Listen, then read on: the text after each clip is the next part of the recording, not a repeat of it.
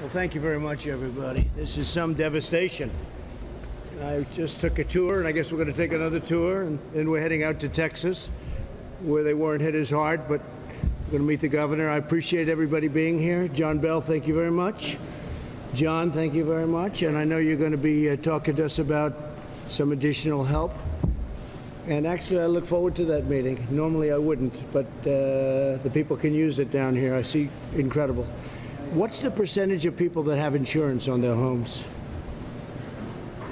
It's around the 50%. Now, most of the area you saw today, those are mostly rental houses. Right. And so those individuals are not going to be able to stay in their house. Not for long, I can say. The biggest challenge is for those who have it, they still have about a $7,500 hurricane deductible, which is very, very hard. But we've got these systems. So we'll be talking about that, I think. So we'll be talking about it. Well, thank you very much, everybody. And I'm here to support the great people of Louisiana. It's been a tremendous state for me. I love the people. We've had a good relationship right from the beginning. It's very important that I was here. And already met some people that have been absolutely devastated. This was a tremendously powerful storm. In fact, when it came in, it was actually much bigger than Katrina, I would say. Katrina being somewhat of a landmark, I think, in terms of devastation. But this had more power. This was almost coming in at a 5.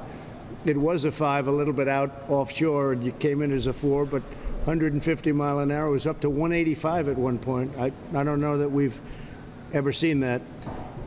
But we're joined by Governor John Bell Edwards and Senator John Kennedy, two friends of mine. They've done a fantastic job representing the state, and acting Secretary of Homeland Security, who's no longer really acting in my mind because he just got a promotion. And if John Kennedy can push him with Bill, that would be terrific, because he deserves it. He's been doing a great job. There's the man. Don't talk to me anymore. I've done it for you. Right there is the man. But thank you very much, Chad. And FEMA Administrator Pete Gaynor. Pete, great job. He's all over the country right now doing different things, and we have a lot of different elements happening, but we have to take care of Louisiana. We have to take care of Texas. Texas got a little bit lucky. Thanks also to the members of Congress that are here. I have a little list. That's a lot of members. I don't know, where are you folks back there? I love those guys. First of all, Louisiana Attorney General. Where's Jeff? Jeff Landry. Jeff. Oh, I could use you, Jeff. You're so good. He is so tough and so good, and I agree with so much of what you do, almost all of it. I'm not sure that I've seen anything I don't agree with. Great job. Jeff Landry, everybody. Thank you very much. Congressman Steve Scalise. Steve, he's probably the bravest man in the room, but he's done good. And I actually think he's better looking today than he was 3 years ago, if you want to know the truth. He went through hell. And we found out that his family loves him, that's for sure, because they were with you all the way. That was a rough time in that hospital that night, right? That was a rough time, Steve. We're glad to have you. People love you.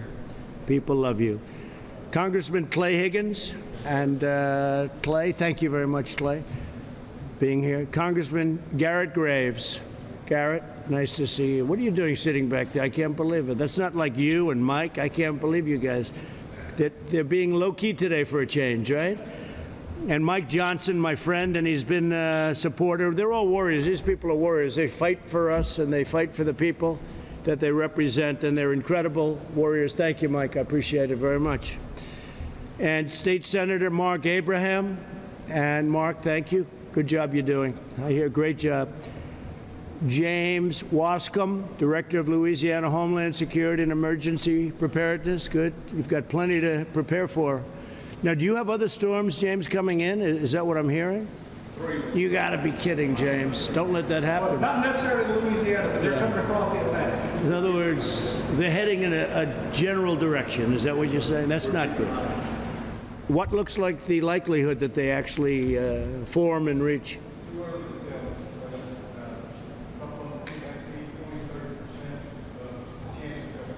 So you had some tremendously bad storms 50, 60, 70 years ago. You and I were talking about dates. What's the difference now, would you say, in terms of storms coming in now compared to many years ago?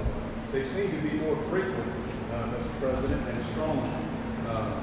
So there's one thing, that's probably what I'd say. The other thing, Mr. President, this one went from a Quickly. In 36 hours. That's right. And so we had a lot of people who early on, I don't think they were going to evacuate.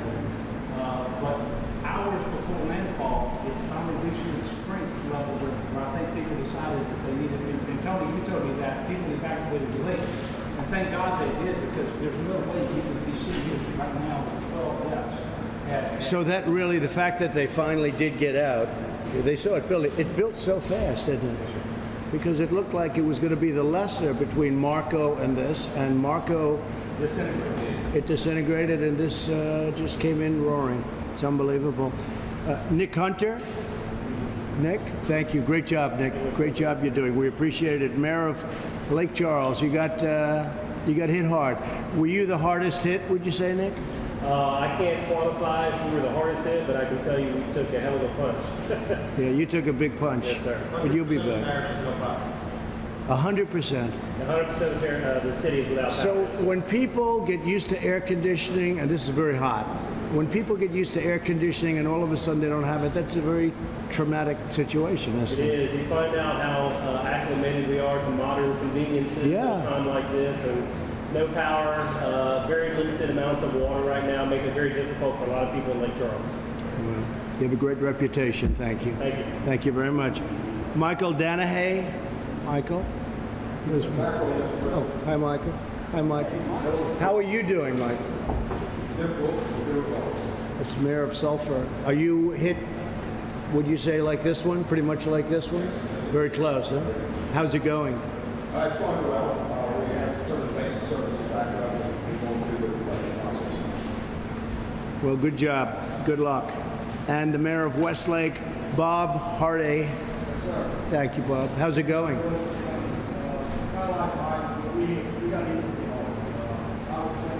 Similar. 65% uninhabitable homes, every home about family.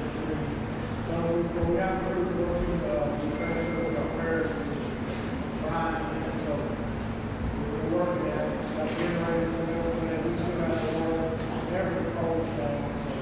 So we're going to take it up, it's not going to be fast. We do something to get, like I said, it'd be funny to get ourselves up. Well, you'll all get it going. One thing I know about this state, they rebuild it fast. There's no problem. And we'll supply what we have to supply. And you know what a lot of that is, I think, called green, right? And we'll take care of you. I'll be speaking with you and John. And I just want to recognize Bill Cassidy and Congressman Ralph Abraham, two great people. And Bill's going through a problem, and I hope Ralph is fine, right? Ralph is fine. And Bill is going through a problem, but I spoke to him the other day, and it sounds like he's doing well. And he's been, along with John, a terrific senator. So Hurricane Laura was a Category 4 storm, and it was actually, for a little while, a 5. It was up to 175, almost 180 miles an hour. Few people have ever even heard of that, with winds. Currently, when it came in, it was at 150 miles per hour at landfall, damaging thousands of homes and causing hundreds of road blockages and major power outages. And I heard, I think this is correct, that it was the most powerful storm coming in and hitting your land in 150 years. Yes, sir. Coming in. And that's assuming the measure was right. Yeah, you don't know. How did they do it? They put their finger up, right? I just visited the Cajun Navy and the Relief Center. They're fantastic. I want to thank the pastors. And we had a great pastor just gave us a little prayer, and he didn't choke. He gave a great prayer, I'll tell you. He got up there and he just gave it. I've seen some didn't quite get it out as nicely, but he did a fantastic job. And I want to thank all of the pastors across the state, people of faith across the state who have been helping families and communities recover. Before the storm struck, I approved an emergency declaration under the auspices of John and John Bell. We had a very quick one. I would say you got that almost immediately. Wouldn't you say, John? Like before, I think before the storm got here, you had your emergency. We knew what was coming. Thank you, Mr. President. Yeah, thank you, John. But we got it very quickly, and we're going to be discussing some other things in a little while. Yesterday, I approved a major disaster declaration that helps individuals and business owners, which is a little bit different, but it goes right to the individual. And I've signed that already, and so you're all set to go on that. FEMA has delivered 2.6 million liters of water and 1.4 million meals, and that's a lot of meals. So you're pretty busy, I guess, Pete, right? That's incredible. Great job. Your people are incredible. You know, I haven't had, and Pete's done this now for a long time, but I haven't had one complaint with all of the storms we've had in Texas and here, and I haven't had one complaint. So you've done a hell of a job, Pete. Thank you. Pete Gaynor, everybody. Don't hire him away, please. You know, private enterprises look and they say, hey, let's go take him away. Don't let him leave, John, please. All right? Is that all right? He's the best. We're also assisting state and local officials to restore water to roughly 180,000 residents and to protect energy infrastructure. I want to thank the men and women of FEMA and the first responders and the law enforcement, which we love and we cherish and are doing a fantastic job and don't get the kind of recognition that they should get, but actually they do because the people love them, right? The people love them, and we appreciate our law enforcement. Our hearts go out to the families who have lost loved ones. What is the number, would you say, John, right now? We've lost a dozen because of the storm. Amazing. Well, it's a tremendous number, but you were thinking they could have been a lot worse. Yes, we had the flood surge come in. Yeah. Amazing. Amazing. So 15 years ago this week, Louisiana was devastated by Hurricane Katrina. Katrina seems to be the standard. It seems to be the one that's 15, is it actually today? 15 years ago today. And whether you come from Louisiana or Fifth Avenue in New York City, you know all about Katrina, right? That was a bad, bad deal and devastation. And now the devastation was far greater, even though the storm probably wasn't as powerful. Yes, sir, but that was because we had levee failures and the water Correct. was still over water.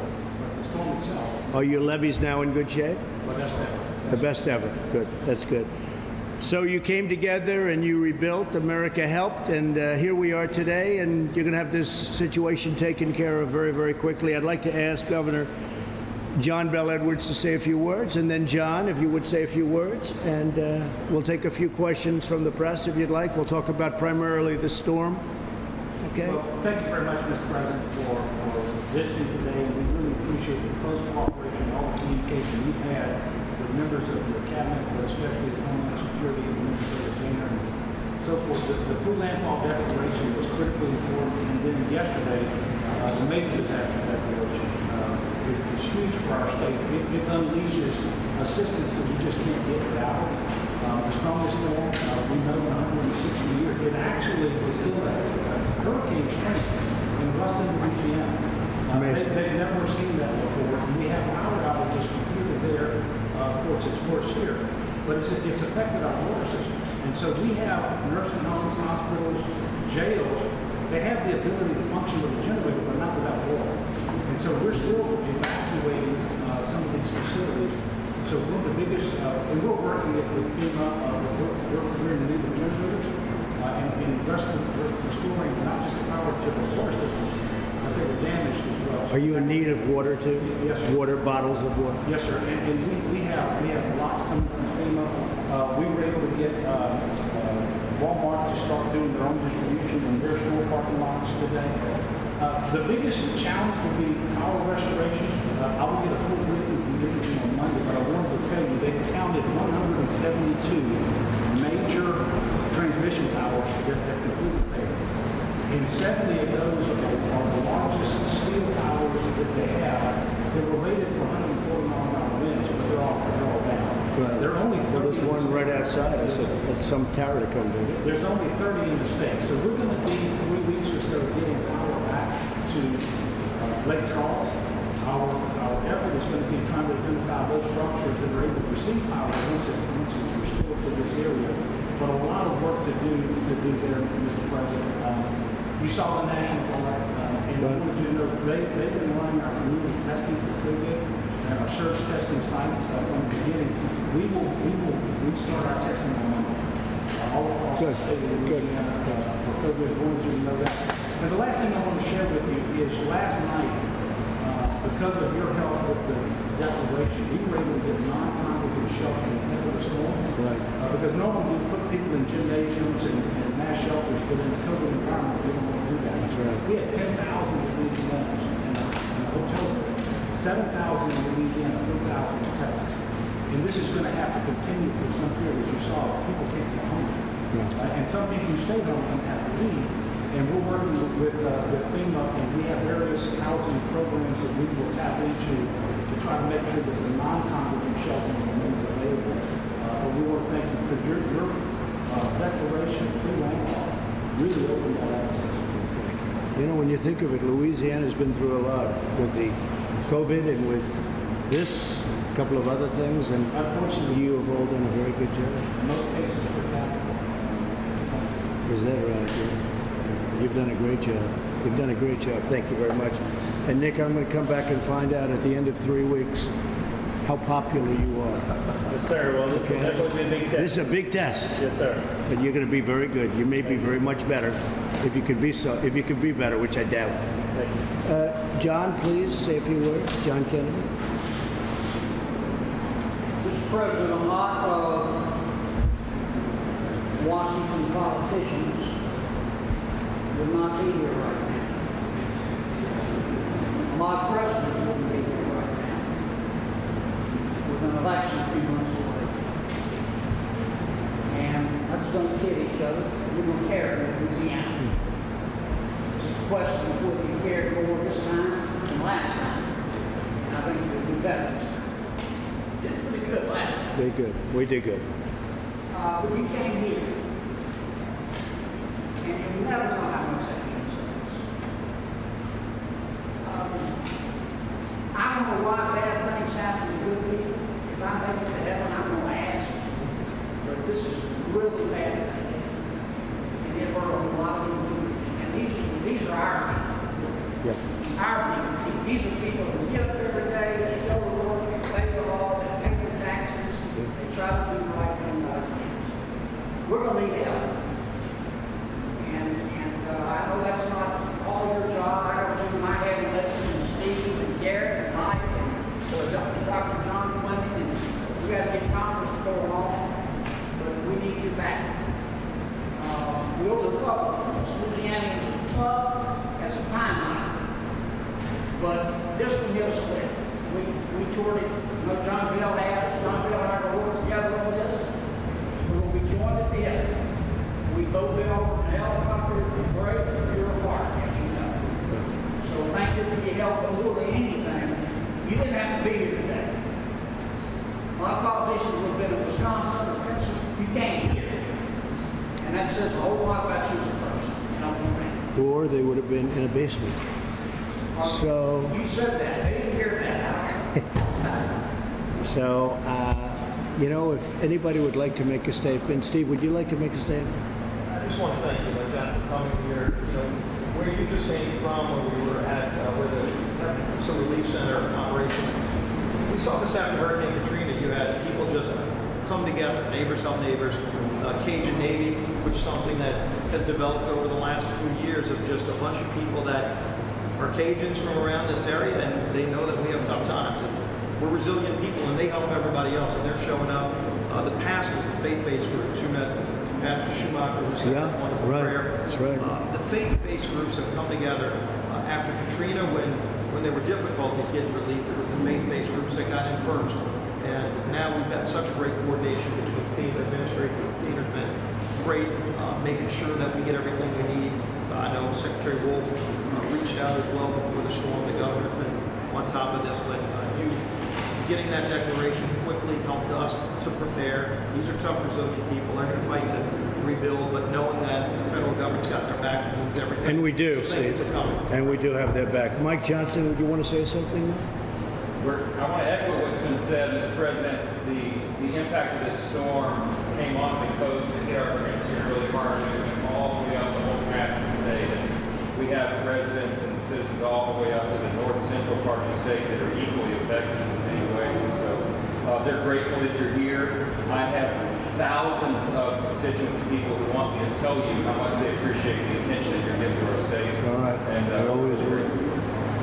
I always will. Fellas, anybody? Clay Higgins, this is Clay Higgins' district. I know he's been Let's go. active from day one. Clay, go ahead, please. Mr. President, I cannot describe how many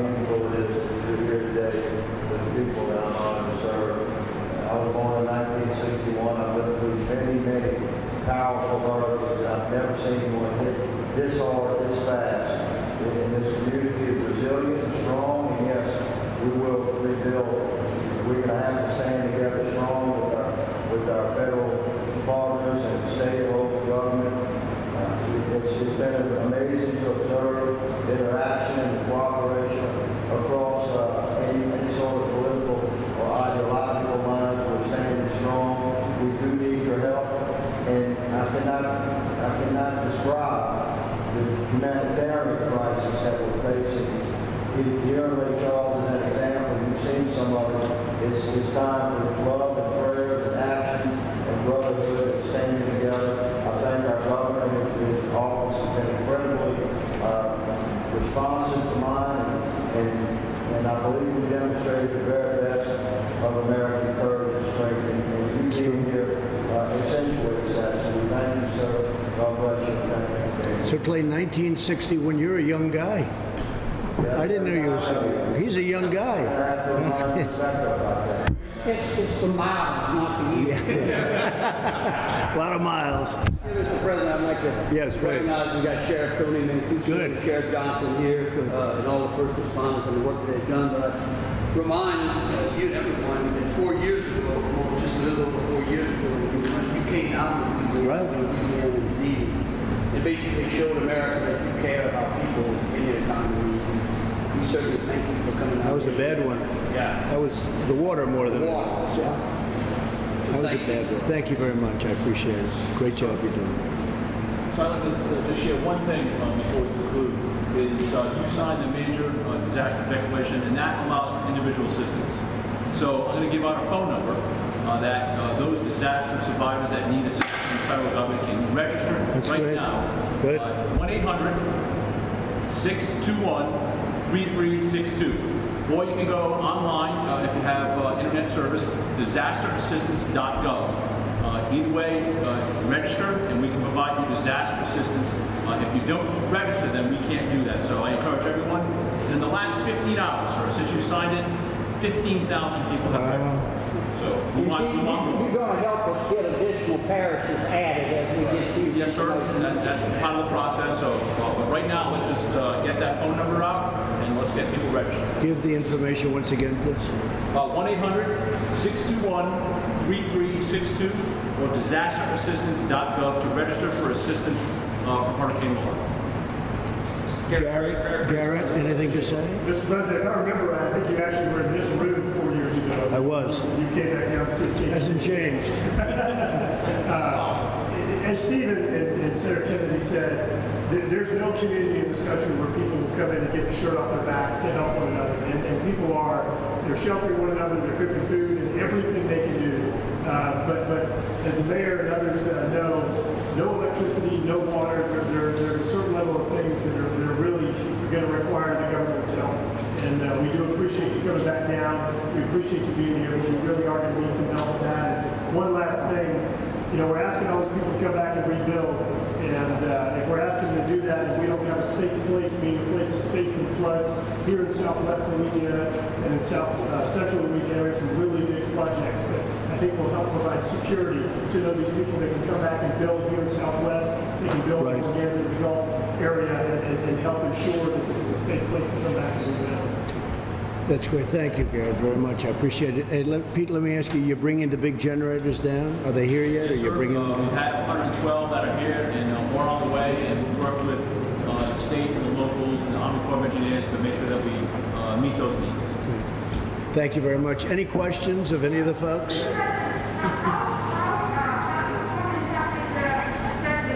Could you possibly take that off? Because I can't hear you.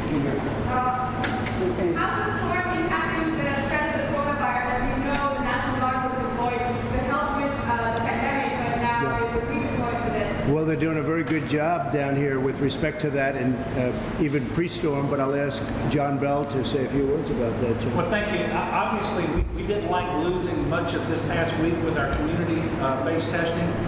We're still reporting more than 10,000 tests a day, but on Monday we will resume our community and surge testing across the state of Louisiana. using the National Guard. Of course, our hospitals and clinics continue to test every single day, but we don't like not testing. We're going to turn that back on Monday, which is why we have all 6,200 National Guardsmen mobilized today, is because they're doing the cleanup, they're cutting the trees down, they're distributing food and water and ice and tarps, they're managing warehouses, they're delivering generators, money. They're going to start testing as well. So I appreciate the question, but we're going to get right back on. Mr. President, why is your administration turning on EPA air monitors to check for toxic chemicals coming from some refineries and chemical plants around here? Chad, you want to answer that question? Is that something that you're tracking?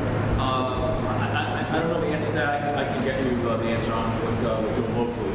I can tell you that we had the EPA on the ground on Friday.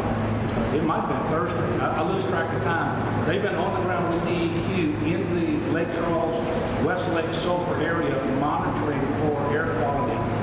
So they've been here since the day the storm hit. I'm quite certain of that.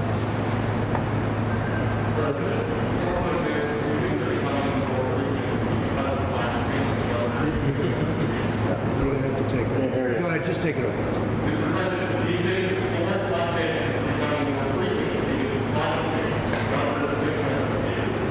Well, that was the question I asked these folks. Are the storms more frequent? Are they bigger?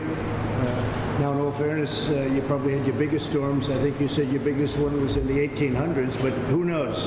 Who knows? It might have been a very small storm by comparison, right? There's no way of really understanding that or knowing that. But look, the area's been a storm area. There are tremendous advantages to being here. People love it. That's why they would never leave. They wouldn't even think about leaving. One thing I've met a lot of people, not one person would even think about it. I think if they ever even suggested it, that would be the end of them, right? So this is home. This is home. John, would you like to answer that question? They're talking about the storms and frequency. Do you see a difference? Well, let me first ask the cooperation of the press. I know it wasn't a 20-foot storm surge, but 9 feet isn't shot little. It did an extraordinary amount of damage. Still fly over an helicopter. And it wasn't just wind damage. 9 feet is devastating. And I flew over yesterday in Lake Charles. There may be a structure or two that won't get damaged, but I haven't seen it. This thing was 600 miles wide. Katrina was 400 miles wide. We're thankful we didn't get a 20-foot storm surge. But imagine 9 feet of water coming through that door right now. We're all dead. And that's what came through. And it's not just Lake Charles and south of here. It goes all the way up north of here, bends over across the state. It's just about every one of our congressional districts. So this was, Katrina, people heard more about it because the levees broke. But this is as bad as I've ever seen it, though. Mr. President. And I have heard that if the path was different, we got lucky in a sense. Maybe not for the people in the way, but frankly, we got a little bit lucky. If the path were over a little bit more one way or the other, this could have been by far the worst storm, the worst hurricane you've ever had. If the eye had passed on the west side of the Calcasieu Ship Channel, the southerly wind would have blown all the water up. It stayed on the east side. Yeah. And so you had east winds, west winds, and north winds working rather than south winds. Got a little bit lucky. That's what I've heard from some people. Thank you all very much. We'll be making another stop soon. Thank you very much.